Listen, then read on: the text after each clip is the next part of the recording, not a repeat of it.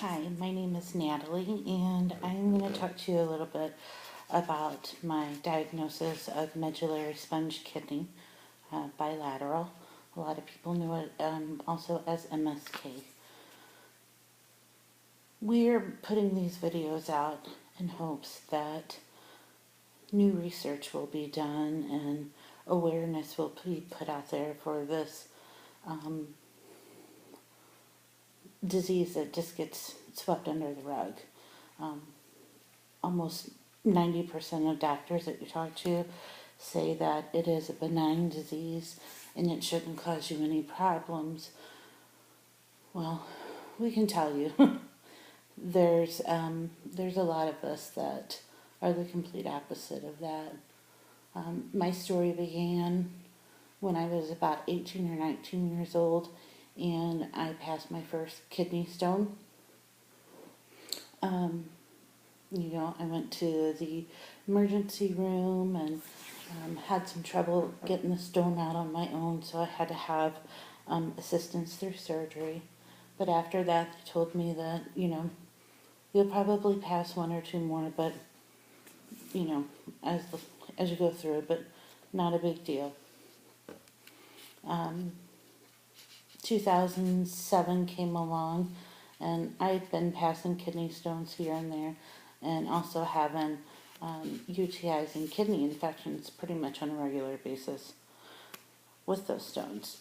I had a Euro come to me after I had a stone completely block my kidney, and everything that was in my kidney was backing out of my kidney and draining into the rest of my body. And he said nonchalantly to me, "By the way, you have medullary sponge kidney, but it's not a big deal, and you don't really need to worry about it. It's a disease that is benign. You won't even know it's there." Well, little did he know, a few weeks later I'd be back in his office again for another kidney stone. And so he did take the time and look into my case, and he said, "You know what, you're actually one of the few that stands out, so I'm going to refer you to a nephrologist to see how they could help you." So at that point I started visiting my nephrologist, and we did all kinds of testing, and I was lucky to find out that I don't make just one or two types of kidney stones. I make 3 or 4 different types, so he was very impressed with my ability to make stones. Um, so we tried all the diet changes and um, everything like that, but nothing was stopping the pain.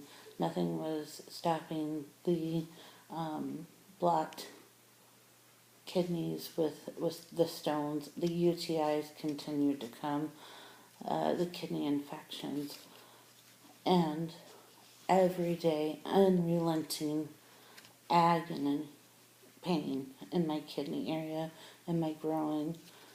And so I finally did get a nephrologist that kind of listened and wanted to help treat in the best way. So he got me hooked up with my GP, and they did start taking care of me on a regular basis. I will go in and see them every, you know, 2 months or so, get my pain medicines and check my labs and things like that. Um, Fortunately, I went a couple months without any problems, so I thought that the new regimen was helping and making a difference, and then boom, out of nowhere came what I would consider the worst 2 months of my life. I had a regular laser lithotripsy with stent, and from that I contracted a blood infection, strep A, uh, from all those surgeries, and I pretty much came close to not being here. I woke up one morning. I don't remember the previous couple of days prior to it. That morning I woke up and I had 17 doctors standing around my bed, and they were talking about heart surgery, that the infection was starting to cross the heart valves, and to make a long story short, I luckily got past that. I had to have a PICC line put in my arm, and I had to do self antibiotics for a couple of months after that, and thankfully things turned around. But I still continue to have the regular lithotripsy and stents and such put in.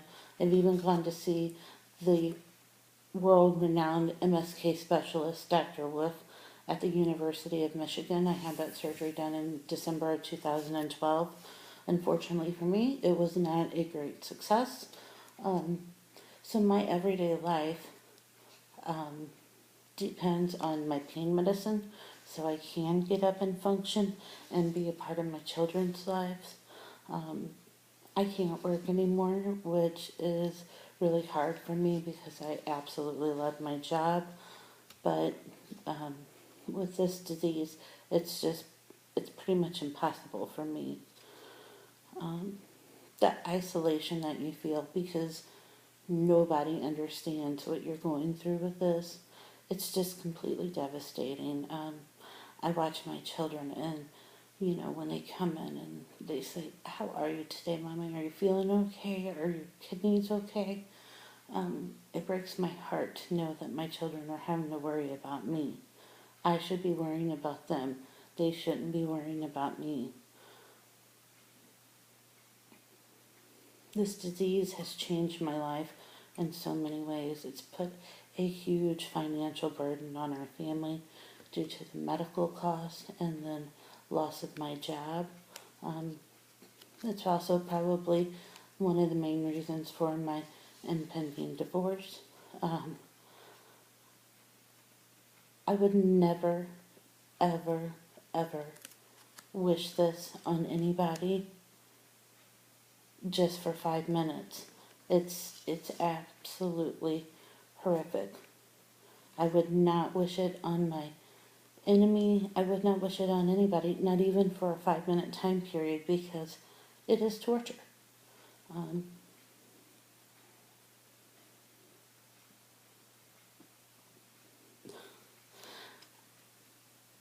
If I could do anything to help or change this disease, I want to be a part of it. I don't want anybody ever to have to go through the stuff that I've gone through. This disease is taking my life. There's no end in sight. There's no cure. And there's some days that I just don't feel like I can get up and go another day. But obviously I have. But it's really hard.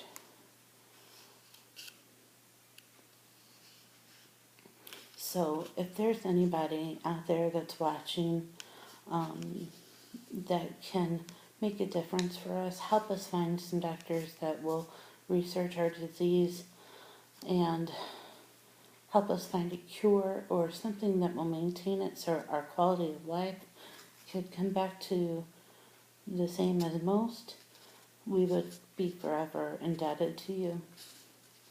Our support groups right now are what have saved my life, and I know many others. So please, somebody listen and help us out.